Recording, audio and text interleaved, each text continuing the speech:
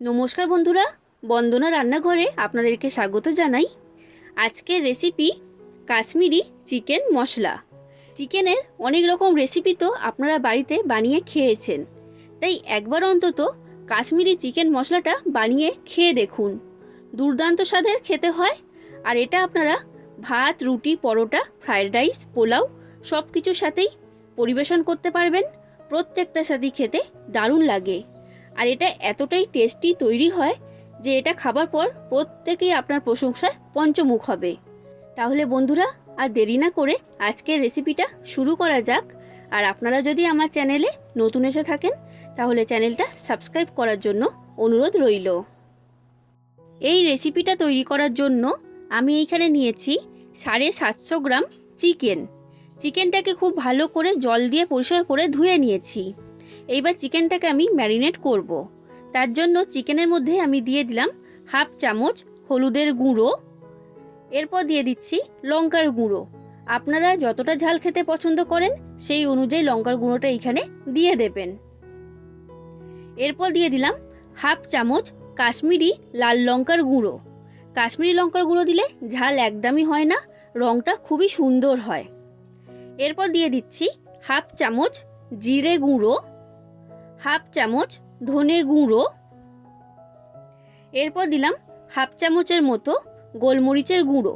গোলমরিচের গুঁড়োটা এখানে খুব বেশি দেবেন না, অল্প করেই দিতে হবে। এরপর আমি চিকেনের মধ্যে দিয়ে দিচ্ছি 1 চামচ আদা বাটা আর 1 চামচ রসুন বাটা। এরপর দিয়ে দিচ্ছি সর্ষের তেল। আমি এখানে বড় চামচের 4 চামচ সর্ষের তেল দিয়েছি। আর এখানে তেলটা অবশ্যই ব্যবহার করবেন।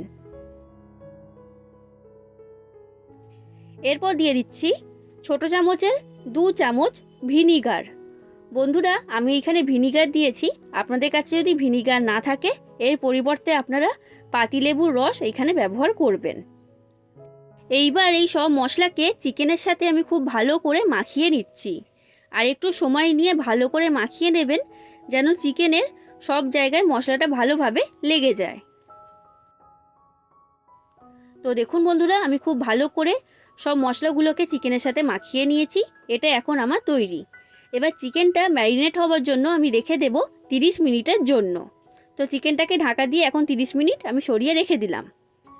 এরপর দেখুন বন্ধুরা, গ্যাসের মধ্যে একটা কড়া গরম হতে আমি বসিয়ে দিয়েছিলাম। এবার কড়ার মধ্যে আমি দিয়ে দিলাম পরিমাণ মতো সর্ষের তেল। সর্ষের তেলের পরিমাণটা আমি এখানে বলছি না, আপনাদের পছন্দ মতো কম বেশি করে নেবেন। আর বন্ধুরা, রান্নাটা আমি সর্ষের তেলে করব, তবে আপনারা এখানে রিফাইন্ড অয়েল ব্যবহার করতে পারবেন।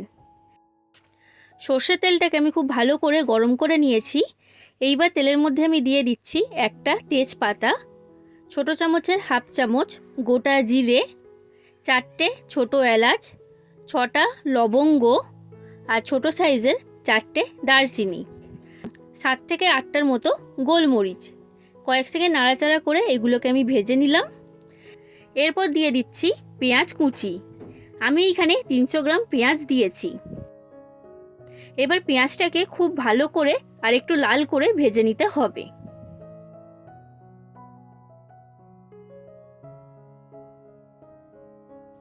তো দেখুন বন্ধুরা, পেঁয়াজটাকে আমি একটু লাল করে ভেজে নিয়েছি। এবার আমি এর মধ্যে দিয়ে দিচ্ছি বড় সাইজের 2টো টমেটো কুচি। আর এরপর দিলাম 5টা চেরা কাঁচা লঙ্কা। এবার টমেটো আর কাঁচা লঙ্কাটাকে দিয়ে আমি ভালো করে ভেজে নেব যতক্ষণ না টমেটোগুলো সম্পূর্ণ নরম হয়ে যাচ্ছে। দেখুন বন্ধুরা, খুব ভালো করে আমি ভেজে নিয়েছি আর টমেটোগুলো এখন খুব ভালো মতো নরম হয়ে গেছে। এবার আমি এর মধ্যে দিয়ে দিচ্ছি ম্যারিনেট করে রাখা চিকেন। চিকেনটা দিয়ে ভালো করে এর সাথে মিশিয়ে নিতে হবে। গ্যাসের ফ্লেমটা আমি মিডিয়াম ফ্লেমে রেখেই এটাকে মিশিয়ে নিচ্ছি। চিকেনটাকে খুব ভালো করে আমি মিশিয়ে নিয়েছি। এবার দিয়ে দিলাম লবণ স্বাদ অনুযায়ী। আর এরপর দিয়ে দিচ্ছি 1 চামচের মতো চিনি। এবার লবণ আর চিনিটাকে দিয়ে চিকেনটাকে ভালো করে কষিয়ে নিতে হবে। গ্যাসের ফ্লেমটা মিডিয়াম ফ্লেমে রেখে প্রায় 5 মিনিটের মতো চিকেনটাকে আমি কষিয়ে নেব।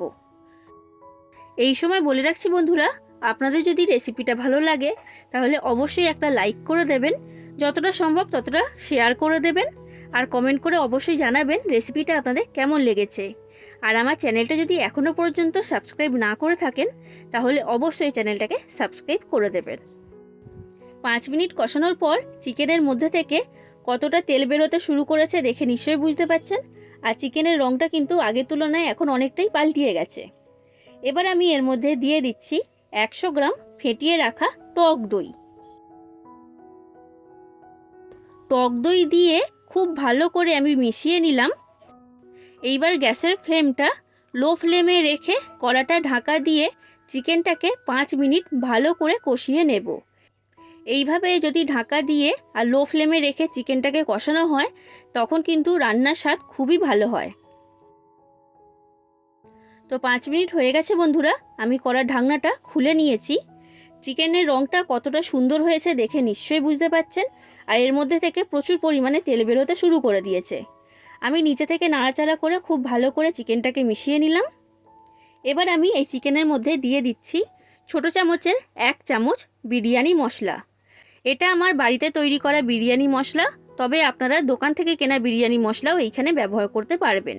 বিরিয়ানি মশলাটাকে দিয়ে ভালো করে আমি মিশিয়ে নিলাম।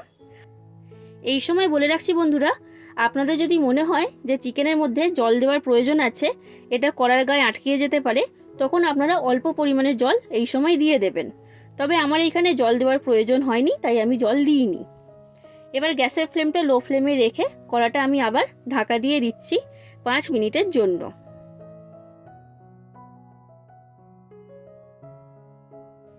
5 মিনিট পর ঢাকাটা আমি খুলে নিয়েছি। চিকেনটা খুব ভালো মতো কষানো হয়ে গেছে।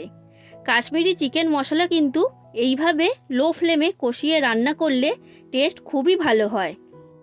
সব মিলিয়ে আমি 15 মিনিট চিকেনটাকে ভালো করে কষিয়ে নিয়েছি। এইবার আমি এর মধ্যে দিয়ে দিচ্ছি ধনেপাতা কুচি। আর এরপর আমি দিয়ে দিলাম পরিমাণ মতো জল।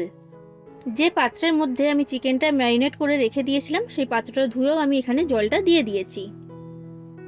বন্ধুরা, আপনারা যতটা গ্রেভি রাখতে পছন্দ করবেন সেই অনুযায়ী জলটা এইখানে দিয়ে দেবেন। আমি জল দিয়ে খুব ভালো করে মিশিয়ে নিলাম। এবার গ্যাসের ফ্লেমটা মিডিয়াম ফ্লেমে রেখে কড়াটা আমি ঢাকা দিয়ে দিচ্ছি 10 মিনিটের জন্য।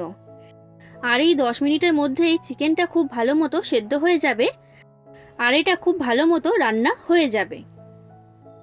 তো 10 মিনিট হয়ে গেছে বন্ধুরা, আমি কড়ার ঢাকাটা খুলে নিয়েছি। চিকেনগুলো খুব ভালো মতো সেদ্ধ হয়ে গেছে। কাশ্মীরি চিকেন মশলা এখন প্রায় তৈরি। নামানোর আগে আমি উপর থেকে ছড়িয়ে দিলাম সামান্য পরিমাণ শাহি গরম মশলা। এবার শাহি গরম মশলা দিয়ে ভালো করে মিশিয়ে নিলাম। তৈরি হয়ে গেল কাশ্মীরি চিকেন মশলা।